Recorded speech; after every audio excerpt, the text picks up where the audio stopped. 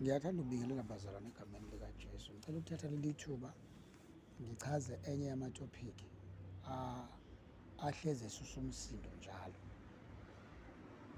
Itopic nje simple, liyini idlozi? Liyini idlozi? Uma kwenzeka sifika nasekuthenini yini ithongo, sizokhuluma ngalo. Uma kwenzeka sifika futhi ekuthenini yini abadala, sizofika futhi lapho. Ngike ngayenza le topic kodwa ngizocela ukuthi ngiyiphinde ngoba kubalulekile ezinye izinto sizi-repeat ukwenzela ukuthi abantu bakhone ukusizakala nge-information, ibe ningi information ezokwazi ukuthi ibalekelele empilweni. Namhlanje ngicela ukukhuluma ngale topic ethi isihloko, liyini idlozi?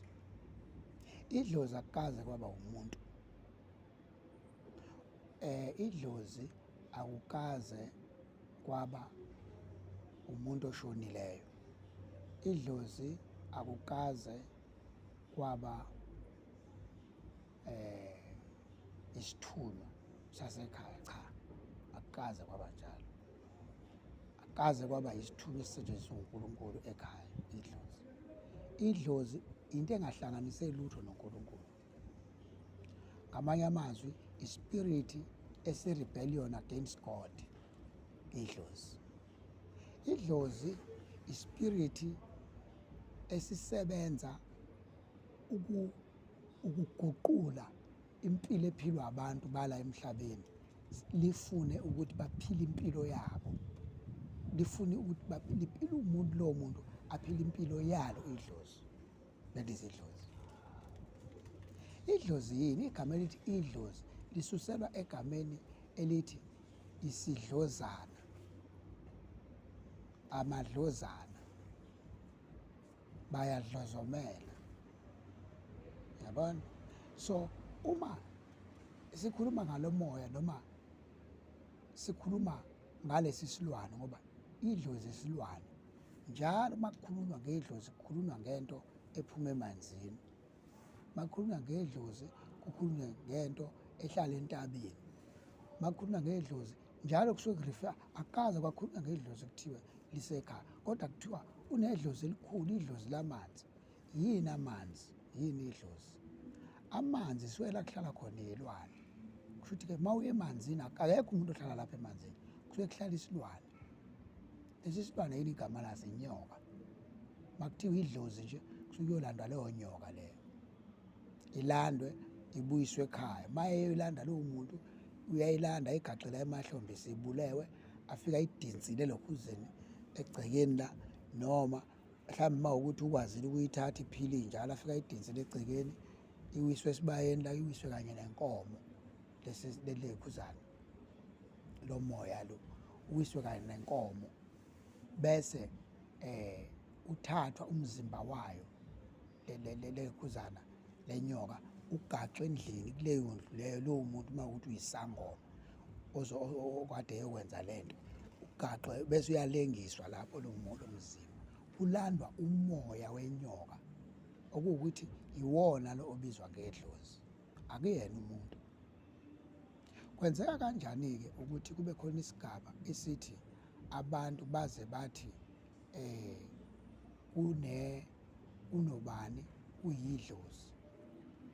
Kusuke kuyisikhathi esithi abantu bafe bengenwe yilo moya. Uma umuntu efe engenwe umoya wenyoka, njalo uma kuvela inyoka emndenini, kusuke kuwuye lowo muntu. Uyabona? Njalo uma evela ngokuthi wafa esubmit impilo yakhe ngaphansi kwaleyo nyoka, so-ke izwela iqala khona-ke leyo nto kuthiwe usibanibani.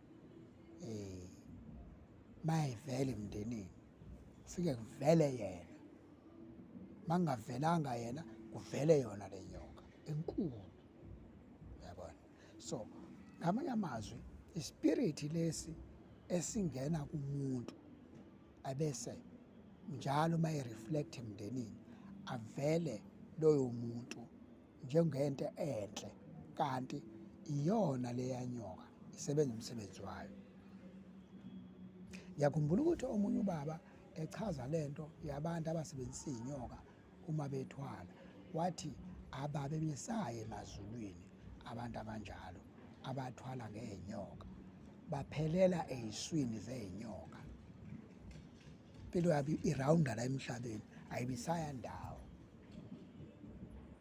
Waze wathi omunye mayechaza lento, wathi uma efile lowo muntu okade esebenzisa leyo nyoka, iyabonakala leyo nyoka ngakulezo y'ndawo la kade ehlala khona lo muntu, ihamba ithithiza ngasemfuleni, ihamba ibhabhabala nje le nyoka, ifuna umuntu ozoyithatha ayisebenzise, kuba loyo muntu lowo usuke engenaphakade, ungenamuva, engenaphakade. So uyinto efanele iphinde ingene komunye umuntu, iphinde iqhubeke isebenze. Right, umoya wenyoka. Bese kuzoba khona umoya wemamedi. Umoya wemamedi isikhathi esiningi kujwayele ukuthiwe umoya wenkosazane. Umoya wenkosazane. Umoya wenkosazane usebenza kanjalo nawo. Kuba ukuthi uma umuntu engenwe ilo moya wenkosazane, njalo nina uthola ukuthi usashona lowo muntu, niphupha njalo lenkosazane ekhaya. Uthi ngivuke ngibona inkosazane, ngivuke, kuvuka loyo moya okade usebenza kuloyo muntu emndenini owashona. Yabona? Bese bethi-ke izangoma zithi unedlozi elikhulu usibanibani mayethi uphuphe lezo zinto. Yini idlozi? Yile nyoka le, noma ile ntombazane yamanzi. Yabona? So-ke idlozi yini? Yilezi zinto eziyizilwane. Alright. Bese-ke kuzoba ukuthi uma umuntu ethi akafuni ukuyithatha lento, ibeke isimhlukumeza-ke. Abanye bayekiswa isikole, abanye bayekiswa imisebenzi uma bengayinaki lezi zinto. Abanye baphuphe babe zimbuqu benziwa yilezi zinto, ngoba zinenkani ziyalwa uma zifuna ukungena zisebenze kuwena, zifuna ukuthi ziphile phakathi kwakho. Ngoba inkosazane into especialize ngayo, once iyangena kuwena, ingena bese yenza lento yokuthi fanele njalo wena ikukhame, ifune igazi. Inkosazane ayiphili ngaphandle kokuncela igazi lomuntu. Unyaka nonyaka emndenini fanele kube khona umuntu ofayo. Ngaleso sizathu sokuthini, ilokhuzane, imamedi ayikwazi ukuphila kungekho igazi ezolithola. Iyayiletha impela imali, uyayibona imali ibaningi, kodwa yenza sure ukuthi fanele ube khona umuntu onjani, ofayo emndenini. Uma uwumfundisi usebenzisa intombazane le yamanzi, abanye-ke bayalala nayo, bahamba beze lapho olwandle, bafike balale nawo ngabo-12 bethatha amandla kuyona. Bese bayesefika ebandleni akhonzisa kulona, afike senama-miracles amaningi. Kanti uthathe umoya wenyoka noma uthathe umoya wemamedi. Bese kuba ukuthini-ke? Bese kuba ukuthi ngesikhathi lo muntu esebenzisa le nyoka elokhuzeni ebandleni, esebenzisa le ntombazane noma inkosazane le, esebenzisa imamedi ebandleni, bayafaka abazalwane, kuyafiwa nje ebandleni. Ngoba imamedi kahle hle, mina mangingayisimplifya nje ngokucacile, ngingasho ngithi i-representative kaSathane straight esemhlabeni. Ngoba uyabona, mina angikaze ngiyibone into efana nale ukuthi iphile ngamagazi abantu. Ngoba same thing nenyoka, lenhlwathi lehlezi kuthiwa idlozi elikhulu uma uyiphuphile, nayo iyagwinya. Yabo? So kuwukuthi-ke lezi zinto fanele siyiveze ukwenzela ukuthi abantu babe clear ukuthi kwenzakalani empilweni. So kuba ukuthi-ke njengamanje engingakusho ukuthi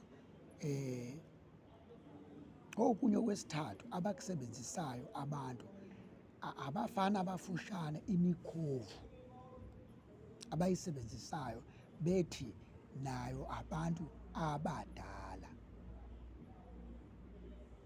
Isikhathi esiningi abantu abajwayele ukufihla lezi zinto izangoma ziyathanda ukuthi mazibiza into zingayibizi ngegama layo eli-straight, kodwa zisho enye into kodwa zibe yiqonde enye into. Uma izangoma zithi zimemeza abantu abadala, kokunye wena ungaze uyitshela ukuthi zibiza abantu asebadlula emhlabeni abamakhehla akulowo muzi, kanti basuke besho yona imikhovu le kuthiwa abantu abadala. Ngike ngachaza-ke na before ngathi mina imikhovu into eyenza ukuthi kuthiwe abantu abadala uma kusho abanye abantu basho ngoba imikhovu iphila 5,000 years uwodwa, uyawuphila u-5,000 years ulokhu waphila nje. Yayibona-ke le nto iyingozi kanjani? Iphila iphila iminyaka engaphilwa nawo yedwa umuntu imikhovu. So-ke abesethi umuntu mina ngihamba nabantu bami abadala, kanti ugitshelwe imikhovu, uhamba nemikhovu. Alright, siyacacisa la, siyakhanyisa, senzela ukuthi abantu bacacelwe bakwazi ukubona ukuthi yiziphi izinto esikhuluma ngazo. Bese-ke kuzoba ukuthi khona igama elithi liyini ithongo. Ithongo kuyeke kuthiwe ithongo ngoba abantu abadala noma umuntu osashona uma edlula emhlabeni akushiwo ukuthi ufile umuntu mayefa ngokwendalo nje yesintu, akushiwo ukuthi ufile mayefakwa emgodini umuntu esekhathalele umzimba wakhe, kodwa kuyeke kuthiwe uyokhwezwa, ngamanye amazwi uyobekwa lapha ethuneni.